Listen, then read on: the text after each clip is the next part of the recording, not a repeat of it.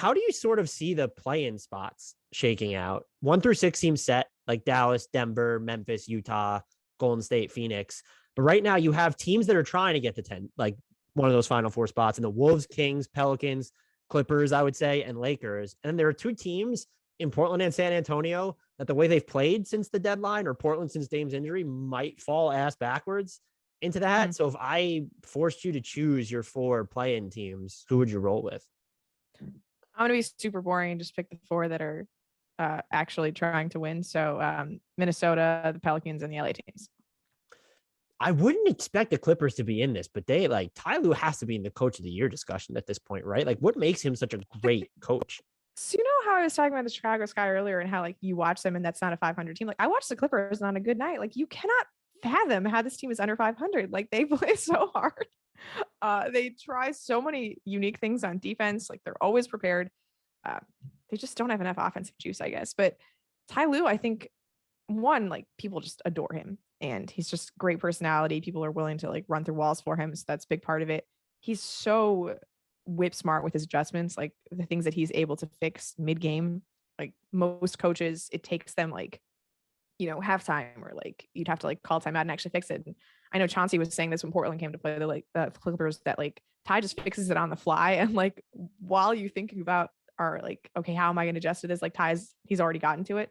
And the fact that the Clippers can actually execute on his adjustments like in the middle of a game is, I think, a testament to how, one, they have so many good veterans, but like just what a great job the coaching staff has done of making their players flexible.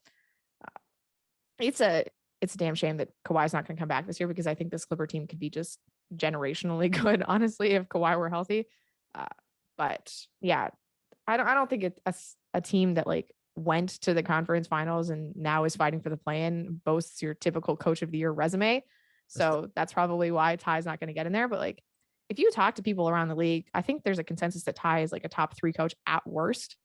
And so for him to never be in a position where he's actually going to win coach of the year is kind of silly, but that's just how this award works. But yeah, he's awesome. Like just really, really good. Can you imagine if the Lakers had just like ponied up and given him money?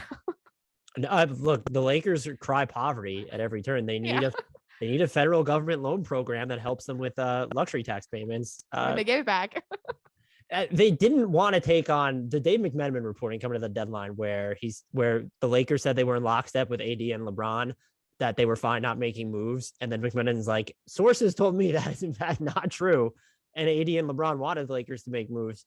They're a disaster. But the Clippers are, the fact that they're even, I know they had Paul George for a while and like they do have defensive talent, but like this shouldn't be like a top 5 defensive team, even when you're looking at. No, it doesn't seem like it. Yeah.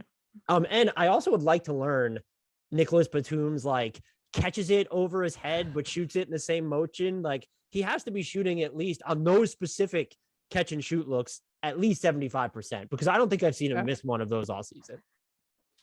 If you go to a Clipper shoot around, that is literally all Batum does is just high release threes over and over again. That's all he's working on, which is great. I mean, like I remember growing up and like, you constantly hearing about Kareem Abdul-Jabbar teaching the Laker bigs, like keep the ball high. And like, that was my favorite thing about Pau Gasol, was that like he would get an entry and like keep the ball high.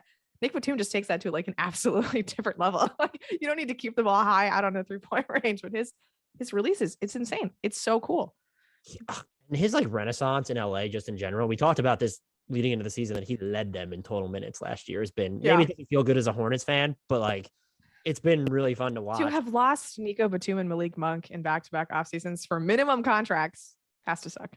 If you lost Malik Monk for the minimum, though, that's on you. You clearly didn't want him, and so like that's got to be a little easier. Pretty good. I don't understand why they didn't want him. Or is the bar for the Lakers just that low? I mean, he's been good. I think Monk is good. And he'll leave after the offseason because they don't have bird rights. Yeah, he will have priced himself out. Unless he is so happy with his rumored new girlfriend, Iggy Azalea, in Los Angeles, that he wants to stay here. He's dating Iggy Azalea? I did not know that. He is following the Nick Young blueprint to a freaking T. Well, let's hope not to a freaking T, because that didn't end so well for Nick Young. There's one step that I would hope for Malik Monk to avoid. And it probably includes hanging out with D'Angelo Russell or anyone who's a special. Yeah, right. You could also just be faithful would be the alternative, but throwing out both options. The Clippers, lastly, I'm hoping they bring back Rocco and are able to keep Batum, I think he still has a player option for next year. Yeah. They have so many interesting now with if Kawhi's healthy, PG's healthy. What we also didn't talk about, like they might not have Norman Powell now for the rest of the season all of a sudden. Like what the hell? They have so many like no guard small ball lineups that I would just love to see them trot out if you bring all those guys back. And so that's why I'm hoping they're still pretty much. I know people were like, oh, Rocco might just be a rental because they want to make the playoffs. I'm like, fuck no, bring him back. Like Portland was trying him at the 5, and you're specifically built to play that way. Yeah, I will say that the no guard all wing lineups don't work nearly as well when none of your guards are primary ball handlers. I mean, none of your wings are primary ball handlers. Like the Clippers without Reggie Jackson on the floor are a disaster at the moment because they don't have a backup point guard. And I get like if you have to include Eric Bledsoe as matching salary in a Norman Powell trade, you do it like 100 times out of 100. Right.